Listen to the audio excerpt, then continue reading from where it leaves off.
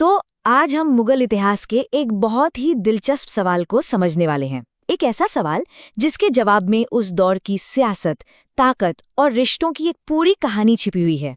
जरा सोचिए, आप एक बड़ा हिस्ट्री का एग्जाम दे रहे हैं और आपके सामने ये सवाल आता है। ये कोई मनगढ़ंत सवाल नहीं है, बल्कि सच में पूछा जा चुका है। और यही सवाल हमारी आज की इस पूरी पड़ताल का सेंटर पॉइंट है। ये लाइन सुनने में ही कितनी चुभने वाली है ना? आखिर किसी की इतनी हिम्मत कैसे हुई कि वो एक शहजादे को, बादशाह को, बेटे को सीधे सीधे उसकी माँ के किरदार पर सवाल उठाकर ऐसा कह दे? इस एक ताने के पीछे का राज क्या है? तो चलिए देखते हैं कि हम इस गुत्थी को कैसे सुलझाएंगे। ये है हमारे आज के विश्लेषण का पूरा रोड मैप। हम एक एक करके हर पहलू पर बात करेंगे ताकि पूरी तस्वीर साफ हो जाए। तो मामला कुछ ऐसा था। शहजादा कामबख्श, जो बादशाह औरंगजेब का सबसे छोटा बेटा था, उसने एक बहुत ही बेरहमी भरा हुक्म दिया और इसी हुक्म के जवाब में उसे वो ताना मिला जो इतिहास का हिस्सा बन गया। मतलब ये सिर्फ एक जनरल नॉलेज का सवाल नहीं है। असली बात ये समझना है कि किसी की माँ को इस तरह क्यों घसीटा गया। ये सवाल हमें मुगल दरबार की अंदरूनी पॉलिटिक्स की गहरी समझ देता है। ठीक है, तो अब इंतजार खत्म करते हैं।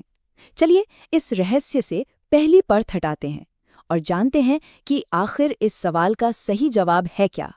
तो जवाब है उदयपुरी बेगम, वही माँ जिनके बारे में वो अपमानजनक बात कही गई थी। तो नाम तो हमें पता चल गया, लेकिन असली कहानी तो अब शुरू होती है।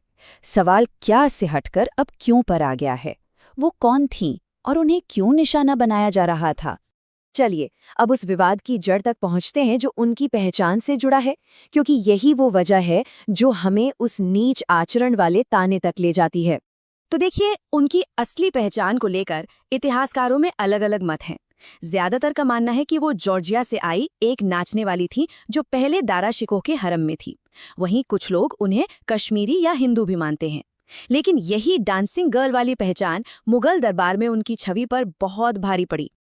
और बात सिर्फ दरबारियों तक ही सीमित नहीं थी। सोचकर देखिए, उनके शौहर खुद बादशाह औरंगजेब, जो उनसे बहुत लगाव रखते थे, वो भी कभी कभी गुस्से में अपने ही बेटे को उसकी माँ की पृष्ठभूमि का ताना दे देते थे।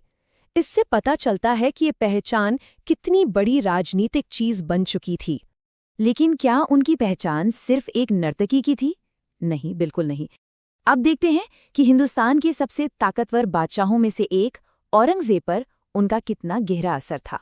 और यहीं पर कहानी एक बहुत दिलचस्प मोड़ लेती है। अपनी विवादित पृष्ठभूमि के बावजूद उन्हें औरंगजेब के बुढ़ापे की दुलारी कहा जाता था। मतलब बादशाह की जिंदगी के आखिरी सालों में वो उनकी सबसे करीबी और सबसे असरदार साथी थीं। इस खत की गहराई देखिए। औरंगजेब अपने बेटे को बता रहे हैं कि तुम्हारी माँ यानी उदयपुरी मेरे साथ अगले जहां में भी चलने को तैयार है। ये एक तरह से सती प्रथा की तरफ इशारा था।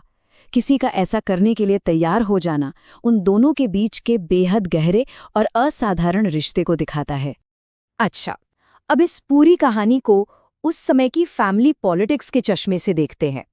जब हम इन किरदारों के आपसी रिश्तों को समझेंगे तो वो शुरुआती ताना और भी साफ समझ में आएगा। जरा इस टेबल पर नजर डालिए, यहाँ आपको पूरी फैमिली पॉलिटिक्स की झलक मिल जाएगी।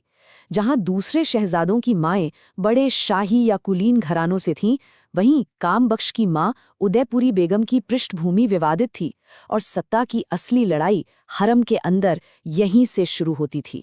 तो अब बात साफ हो जाती है, वो जो ताना था ना, वो सिर्फ एक गुस्सा नहीं था, वो एक सोची समझी राजनीतिक चाल थी।